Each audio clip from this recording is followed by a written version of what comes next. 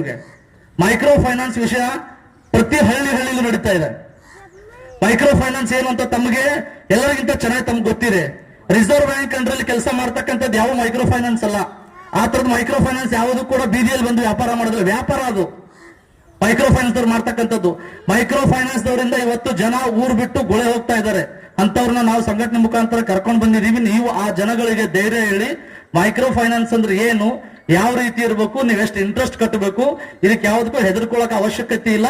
ದಯವಿಟ್ಟು ನೀವು ಬಂದು ನಿಮ್ಮ ಊರಲ್ಲಿ ಇರಿ ಅಂತಕ್ಕಂಥ ಒಂದು ಭರವಸೆ ಈ ಜನಕ್ಕೆ ಕೊಡಬೇಕು ಅಂತ ತಮ್ಮಲ್ಲಿ ಕೇಳ್ಕೊಂತೀನಿ. ನಾನು ಪ್ರತಿ ಗ್ರಾಮದಲ್ಲೂ ನಡೀತಾ ಇದೆ ಮೈಕ್ರೋ ಫೈನಾನ್ಸ್ ವಿಚಾರ.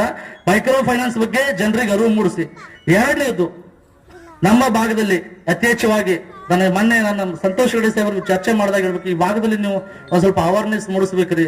ಯಾಕೆಂದ್ರೆ ಲೈಂಗಿಕ ಅತ್ಯಾಚಾರಗಳು, ಎಳೆಯ ಮಕ್ಕಳ ಮೇಲೆ ಆಗ್ತಕ್ಕಂಥ ಲೈಂಗಿಕ ಅತ್ಯಾಚಾರದ ಬಗ್ಗೆ ಅವೇರ್ನೆಸ್ ಮೂಡಿಸ್ಬೇಕಂತ ಖುದ್ದಾಗಿ ಸಾಹೇಬ್ರು ಯಾಕೆ ಹೇಳಿದ್ರು ಅಂತಂದ್ರೆ, ಈ ಭಾಗದಲ್ಲಿ ಅತಿ ಹೆಚ್ಚು ಪ್ರಕರಣಗಳು ಆಗ್ತಕ್ಕಂಥದ್ದು ಯಾಕೆ ಆಗ್ತಾ ಇದಾವೆ ಅಂತಂದ್ರೆ ಅದಕ್ಕೆ ಒಂದು ಕರೆಕ್ಟ್ ಆದ ಒಂದು ಜಡ್ಜ್ಮೆಂಟ್ ಸಿಗ್ತಾ ಇಲ್ಲ. ಅವಕ್ಕೆ ಸಾಕ್ಷಿ ಕೊರತೆನೋ ಅಥವಾ ಇನ್ಯಾವುದೇ ರೀತಿ ಪ್ರಭಾವ ಬಳಸಿ ಆರೋಪಿಗಳು ಎಸ್ಕೇಪ್ ಆಗ್ತಾ ಇದ್ರೆ ನಾವು ನಿಮ್ಮೆಲ್ಲರಲ್ಲಿ ಮತ್ತೊಮ್ಮೆ ಕೈ ಮುಗಿದು ಕೇಳ್ಕೊತೀನಿ, ಈ ವಿಚಾರದಲ್ಲಿ ತಾವು ಯಾರು ಕೂಡ ಕನಿಕರ ತೋರಿಸದೆ ಅಪರಾಧಿಗಳು ಯಾರೇ ಆಗಿರ್ಲಿ ದಯವಿಟ್ಟು ಅಂತವ್ರು ಶಿಕ್ಷೆ ಕೊಡಿಸಿ, ಶಿಕ್ಷೆ ಪ್ರಮಾಣ ಹೆಚ್ಚಿಗಾದಲ್ಲಿ ಅಥವಾ ಶಿಕ್ಷೆ ಆಗ್ತಾ ಇದೆ ಈ ಪ್ರಕರಣಕ್ಕೆ ಅಂತ ಜನರಿಗೆ ಗೊತ್ತಾದಲ್ಲಿ ಈ ಪ್ರಕರಣಗಳು ಕಡಿಮೆ ಆಗ್ತಾವ ಅಂತ ಹೇಳಿ ನನಗೆ ಮಾತಾಡ್ಲಿಕ್ಕೆ ಅವಕಾಶ ಕೊಟ್ಟಂತ ತಮ್ಮೆಲ್ಲರಿಗೂ ಹೊಂದಿಸ್ತಾ ನಾನು